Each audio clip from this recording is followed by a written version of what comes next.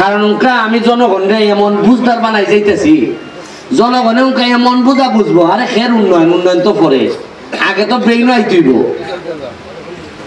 উনকা জনগণে যদি খালি কয় আচ্ছা ব্যারিস্টারে যে কইল মাত্র 4 মাস এমপি হইয়া সে 29 কোটি টাকা বরাদ্দ পাইছে কয় কোটি 29 কোটি উনকা যদি মানুষে জিগায় ওই আমরা সাবেক চেয়ারম্যান তুমি যে মেয়ে অতদিন হাসলাই বেটা সাথে তাকলাই তুমি কোসেন বেটা কত পাইছি কইতার তো না আল্লাহর কসম কইতার তো না খেলে যে ঘুরছে আল্লাহ মাহবুব চাই আমার একটা বিশ্বাস বেটা এ দেখাবো বই হইলো ওইটা বাপ চাই দিব যে আরে খেলে কে ঘুরে আমি নষ্ট করছি সময়টা হ্যাঁ আপনার অন্য এমপিরা পাইছে 27 কোটি আর আমি পাইছি 29 কোটি তা আপনারা কইতে আর বাজে আপনি কেমনে 2 কোটি বেশি পাইলা একটা প্রশ্ন আছে না নি আপনি কি তা মন্ত্রী না তা আপনি কি তা এই খুব শেখ হাসিনার খাসেন না তা যে আপনি টাকা পাইছেন 2 কোটি বেশি না আমি এমপি বার পর গিয়া দেখি মাওবালি ভাই 2 কোটি টাকা ফালাই দিয়ে গেছিল কইতে পারে না হ্যাঁ কইতেই পারে না মসজিদ মাদ্রাসা মন্দির দিবার লেগেছে কবরস্থান এটার লেগে 2 কোটি দেয় বেটা এত ব্যস্ত আছি যে আমার বাইরে এটা আনবার সময় পাইছি না আমি গেতা পাই ধরে নিছি ওই গে 2 কোটি বাড়ছে আর মুরাদ পাইছি আমি আপনি কি জানেন নি যদি 2 কোটি আনতো মা পাই যদি 2 কোটি আনতো তে কিন্তু সবুজ মাহফিল করে না ঠিক মাহবুব ভাই তো নিজে গেছে গেছই তার সাথে বাচ্চা লাইন খাইয়া গেছে যতলা বাচ্চা আসলা তার আমার জানে সবুজ চেয়ারম্যানে তো খাইছে তাক তুই আর আমার বিশ্বাস যে লাইন রয়েছে নি লাইন ওই বাচ্চা লাইন ঠিক বা কিনা আমি বুঝি না ওই দেখলেন এবার মেন মুরগি আমরা রানী খেয়ে তুই না খালি জিমায় তখন মালিকে আশা চাইলে দেখে ওই লাইন ওরাইলাম সাইড করে দাও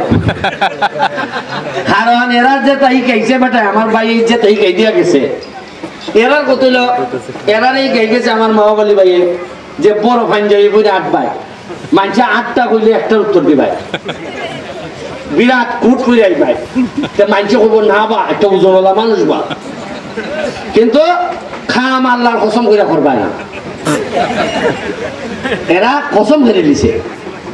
আপনি চিন্তা করতে পারতেন না 2 কোটি টাকা টিয়ার কাবিকা দিয়া আমি রীতিমতো আগুন ধরাই দিছি এলাকার 9টার মতো মাঠই খালি হইতেছে আচ্ছা পঞ্চায়েত মাত্র 4 মাস আমি এমপি হয়েছি বাথরুম নিজে খালি যত্ন কাম করছে যৎকাল কাম 4 মাসে করছে উনকা টারবাইন 4 বছরে কি তাল ধরবো 4 বছরে কি তালটা ধরবো আপনারা টারবাইন নি আর আমার একটা বিশ্বাস 2 বছর গেলেও আপনারা মনে মনে বুঝবা যে আপনারা টাকা মানুষে কিভাবে মাইরা খাইছে কি পরিমাণ টাকা যে মাইরা খাইছি আমরা